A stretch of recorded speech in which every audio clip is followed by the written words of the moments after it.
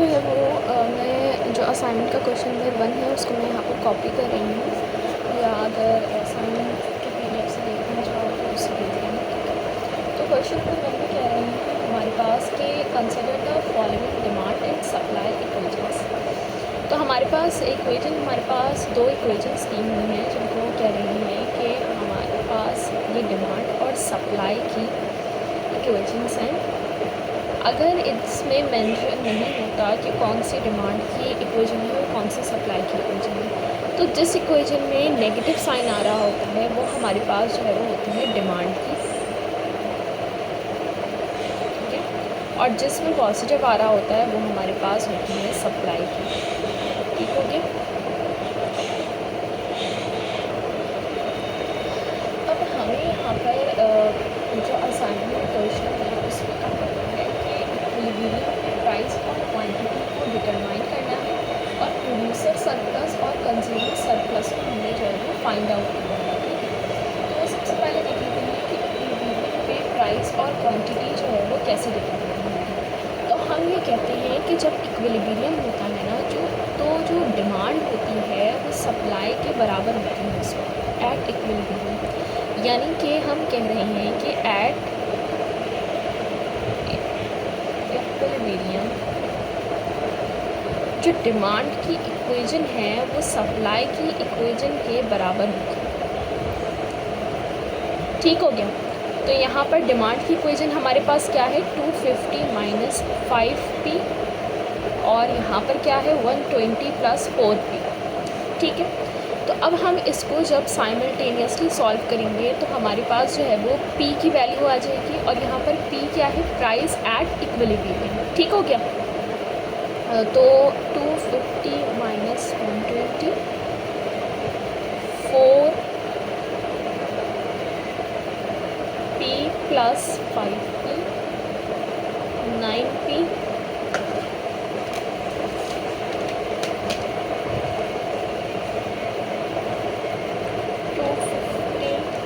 minus 20 तो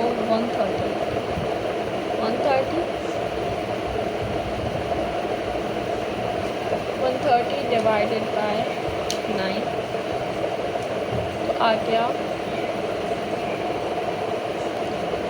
40.44। ठीक हो गया।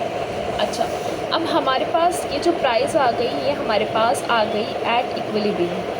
अब हम इस प्राइस को जो है वो इन दोनों में से किसी भी इक्वेशन में पुट करेंगे और क्वांटिटी निकाल लेंगे कहाँ पर एट इक्विलिब्रियम। क्या करा, अब हमने फॉर एग्जांपल मैं डिमांड की इक्वेशन को ले रही हूँ, कोई सी भी इक्वेशन को लिया जा सकता है। ठीक है। तो डिमांड की इक्वेशन को जब मैंने लिया तो मैंने कहा 250 माइनस 5p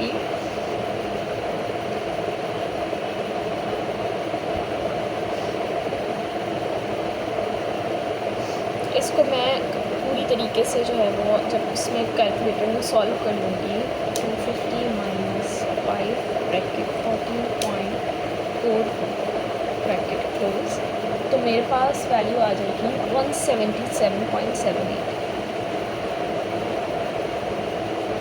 अब ये जो क्वांटिटी है ये इक्विलिब्रियम पे है, प्राइस इक्विलिब्रियम पे आ गई, क्वांटिटी इक्विलिब्रियम पे हमारे पास ये आ गई। ठीक है।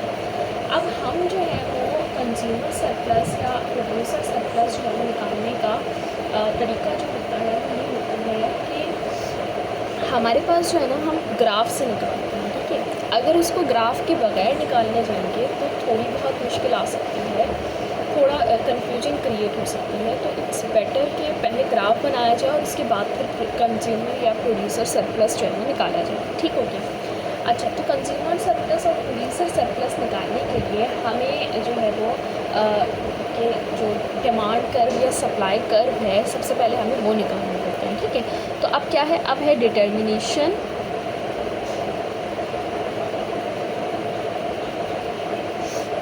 Of consumer surplus, consumer and producer surplus. ठीक है।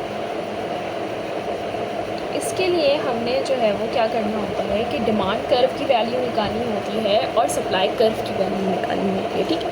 तो सबसे पहले डिमांड कर्व की वैल्यू निकालने के लिए हमारे पास जो डिमांड वाली इक्वेशन है उसको हम जो है वो क्या करते हैं, कंसिडर करते हैं। ठीक है, डिमांड वाली हमारे पास ये वाली इक्वेशन को हम क्या करेंगे, कंसिडर करेंगे।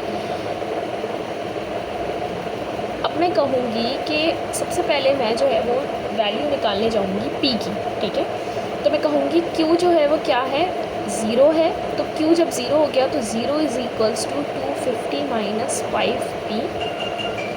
5p is equals to 250, p is equals to 250 divided by 5। ठीक है, अच्छा तो अब हम जो है वो जब इसको कैलकुलेट करेंगे, अच्छा तो 5 1 सा 5 और 5 5 सा 25 और ये आ गया 0, तो प्राइस आ गया 50 हमारे पास। ठीक है, अब हम कहेंगे कि अब P हमारे पास 0 है। ठीक है, तो इस इक्वेशन में क्या होगा, Q is equals to 250 minus 5 0, तो हमारे पास आ जाएगा Q इज़ इक्वल्स टू 250। ठीक है,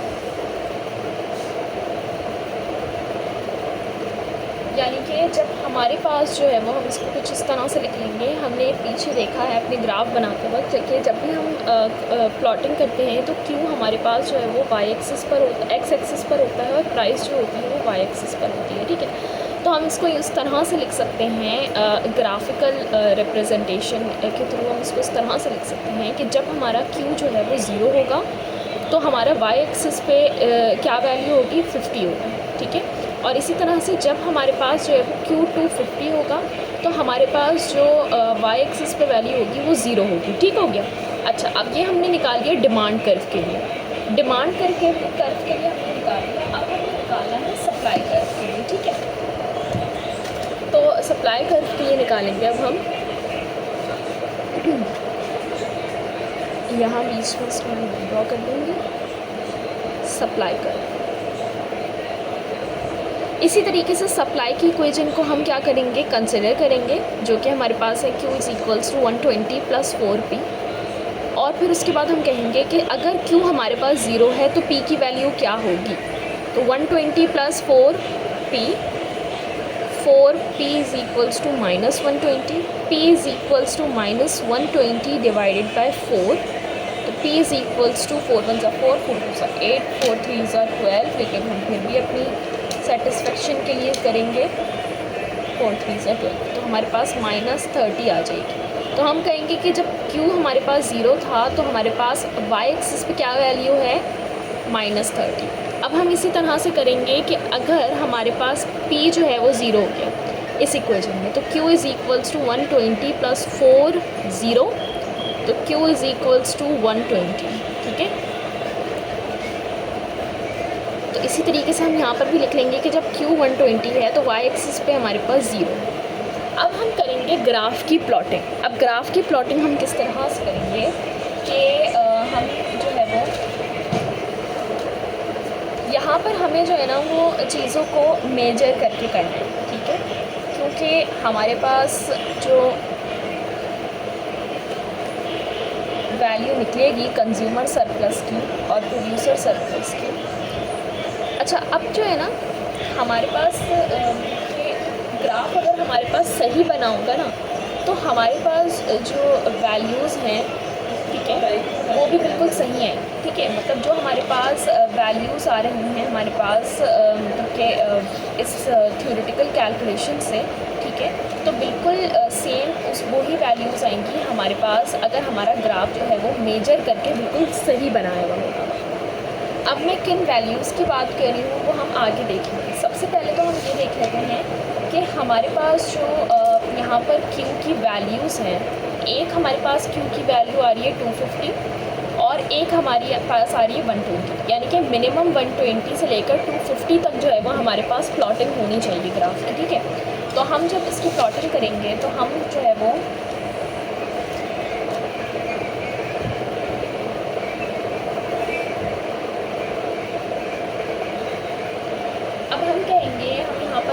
स्केल से मेजर करेंगे कि हमारे पास अगर हम 10-10 का मतलब कि अगर हम 1-1 सेंटीमीटर का डिस्टेंस लेते हैं और उस 1 सेंटीमीटर को हम एज्यूम करते हैं कि वो हमारे पास क्या है, वो हमारे पास जो है वो 10 के बराबर है, ठीक है।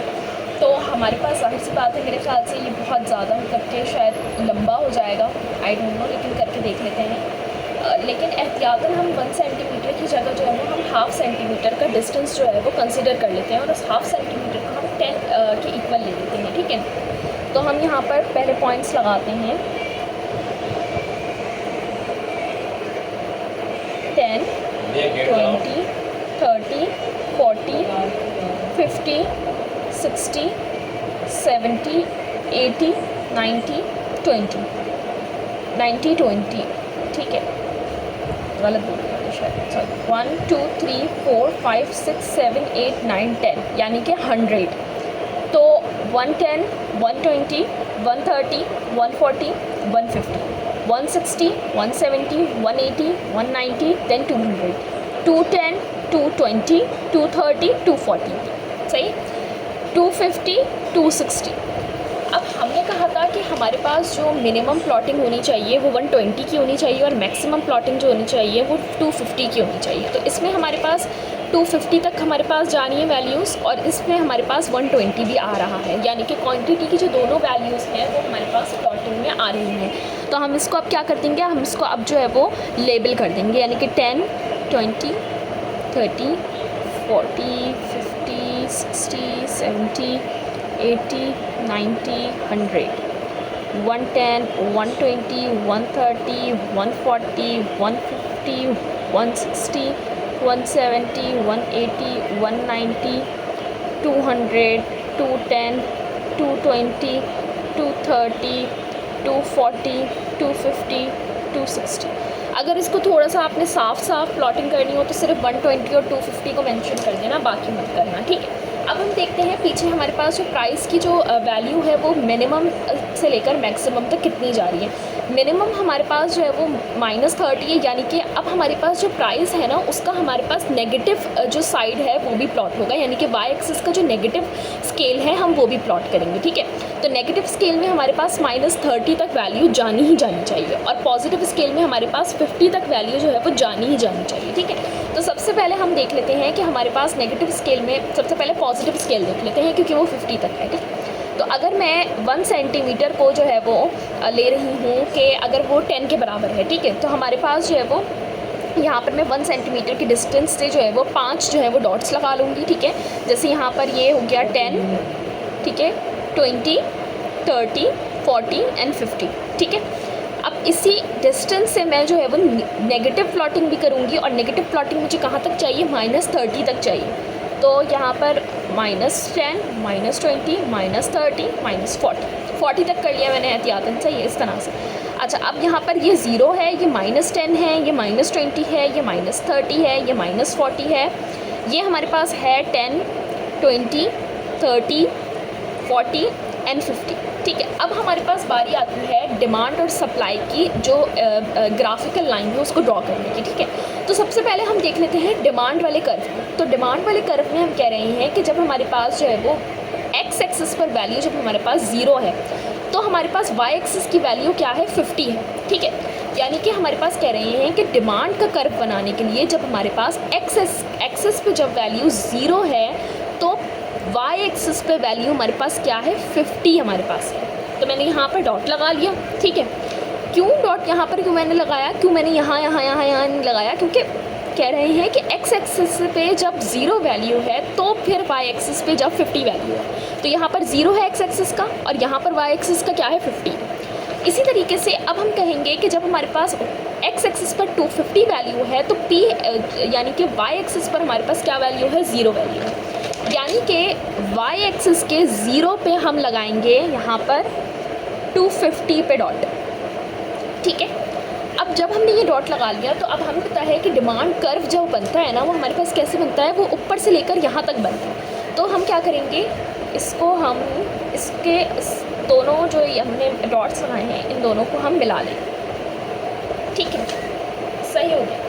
अब उसके बाद हम क्या कर रहे हैं, उसके बाद हम ये करेंगे, अब सप्लाई कर्व की तरफ जाएंगे। अब सप्लाई कर्व पे हम इसी तरीके से करेंगे कि जब एक्स एक्सिस पे हमारे पास 0 है तो वाई एक्सिस पे हमारे पास -30 है।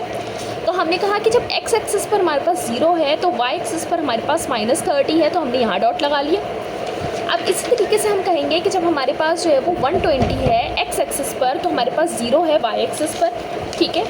तो हम कहेंगे कि हमारे पास जो है वो 120 जब है हमारे पास, मतलब कि हम जब हमारे पास जो है वो वाई एक्सिस पर हमारे पास जब 0 है, ठीक है, तो हमारे पास एक्सिस पर है 120, तो यहाँ पर हमने डॉट लगा लिया।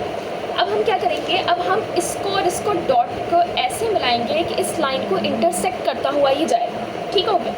तो हम क्या करेंगे, हम जो है वो अब इस तरह से करेंगे, इन डॉट्स को मिला लेंगे और इस तरह से मैं मिला रही हूँ कि वो इसको भी इंटरसेक्ट कर रहा है, ठीक है। अब हमारे पास ये यहाँ पर जो इंटरसेक्ट करता है ना, ये हमें पता है ये कौन सा पॉइंट होता है, ये इक्विलिब्रियम का पॉइंट होता है। और इक्विलिब्रियम के पॉइंट से जब हम इसका परपेंडिकुलर ड्रॉ करेंगे तो हमारे पास जो क्वांटिटी और जो प्राइस है ना, वो हमारे पास वही आनी चाहिए जो कि हमने थ्योरेटिकल जब हमने वैल्यू निकाली है तो उससे जो हमारे पास क्वांटिटी या प्राइस आ रही है, ठीक है, तो हमारे पास उसी की मतलब कि उससे जो है वो करीब करीब आनी चाहिए या अप्रॉक्सीमेटली उतनी ही आनी चाहिए, ठीक हो गया। तो अगर हम यहाँ पर देखें तो इक्विलिब्रियम पे हमने कहा था कि क्वांटिटी कितनी है 177.78, यानी कि अप्रॉक्सीमेटली 180 के पास है, ठीक है। और अगर हम प्राइस को देखें तो यहाँ पर हमने जो थ्योरेटिकल कैलकुलेट करी थी इक्विलिब्रियम पे, वो अप्रॉक्सीमेटली मतलब कि 15 या 14.4 इस तरह से थी, ठीक है। तो अगर यहाँ पर हम देखें तो गौर से अगर हम देखें तो हमारे पास 10 और 20 के बिल्कुल बीच में यहाँ पर लाइन नहीं आ रही, यानी कि 15 नहीं है और मतलब उससे थोड़ा नीचे आ रही है, यानी कि 14 है। 14 के करीब करीब हमारे पास यहाँ पर भी प्राइस की जो वैल्यू है वो ग्राफ से भी हमारे पास वही वैल्यूज़ आई हैं जो कि थ्योरेटिकल हमारे पास वैल्यूज़ हमने निकाली थी, ठीक है। अब कंज्यूमर सरप्लस और प्रोड्यूसर सरप्लस को निकालने का एक तो ग्राफिकल तरीका और एक जो है वो हमें मतलब कि शॉर्टकट तरीका या ग्राफ के बगैर वाला तरीका भी बताऊंगी, ठीक है। लेकिन मुझे ग्राफिकल तरीका जो है वो इसलिए इजी लग रहा है क्योंकि उसमें जो है वो कोई कन्फ्यूजन नहीं होती है, ठीक है। अच्छा, अब कंज्यूमर सरप्लस जो हमारे पास ये जो पॉइंट्स आए हैं, जो ट्राइंगल बने हैं, इनको हम नाम देते हैं। फॉर एग्जांपल मैं इसको ए नाम दे देती हूँ, इसको तो ई नाम दिया हुआ है, ठीक है, और इसको दे देती हूँ बी। इसी तरह इस वाले पॉइंट को मैं सी दे देती हूँ नाम और इसको ई दिया हुआ है, ठीक है। अच्छा, अब हमारे पास जो है वो कंज्यूमर सरप्लस जो है वो किस तरीके से निकलेगा। कंज्यूमर सरप्लस जो इक्वल होगा वो इक्वल होगा ए, बी और ई के, यानी कि हमारे पास जो ये वाला ट्राइंगल है हमारे पास, ठीक है,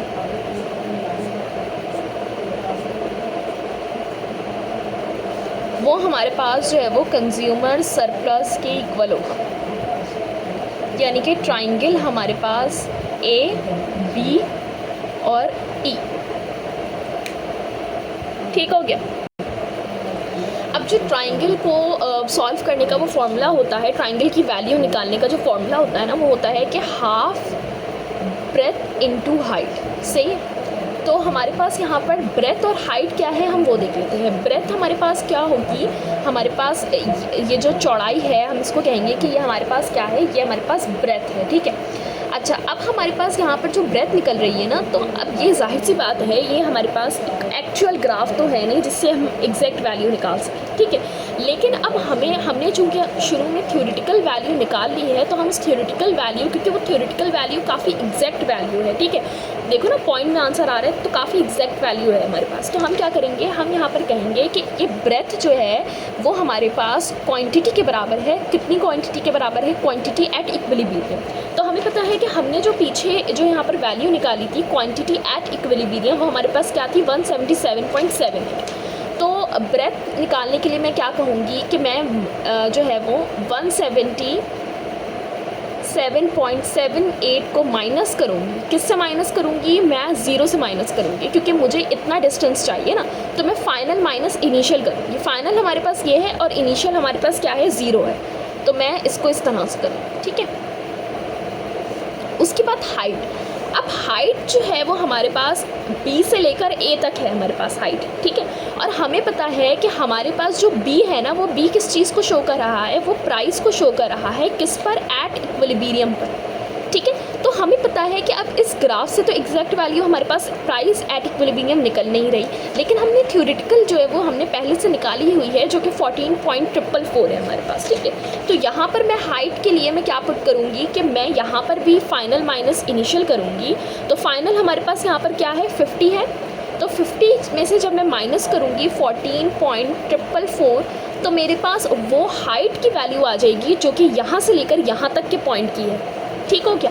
तो अब जब मैं इसको सॉल्व करूँगी तो मेरे पास जो है वो आ जाएगी वैल्यू 3160.9284 और ये मेरा आ जाएगा कंज्यूमर सरप्लस की वैल्यू।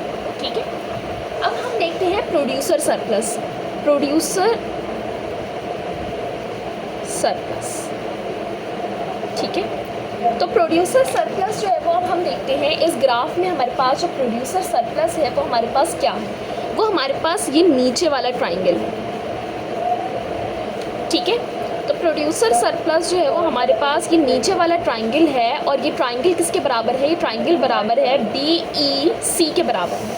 और इस ट्राइंगल की वैल्यू निकालने के लिए भी मैं यही वाला फॉर्मूला इस्तेमाल करूँगी, half breadth is equals to height. अच्छा, तो अब हमारे पास यहाँ पर जो ब्रेथ और हाइट की वैल्यू है वो क्या होगी, ब्रेथ की वैल्यू तो जाहिर सी बात है हमारे पास वही होगी ना। ठीक है, क्योंकि हमारे पास B से लेकर E तक का जो हमारे पास डिस्टेंस है वो किसके बराबर है, क्वांटिटी एट इक्विलिब्रियम के ही बराबर है।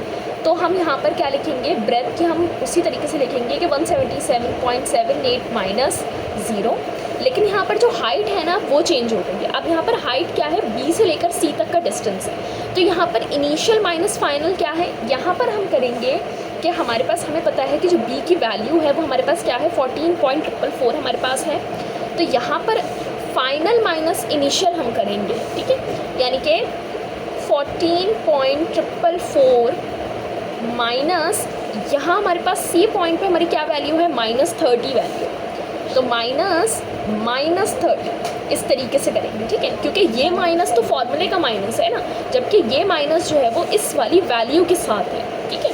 अच्छा जी, तो इसको भी जब हम सॉल्व करेंगे तो हमारे पास कुछ वैल्यू आएगी 3950.62716। ठीक है, तो हमारे पास प्रोड्यूसर सरप्लस की वैल्यू आ गई, कंज्यूमर सरप्लस की वैल्यू आ गई।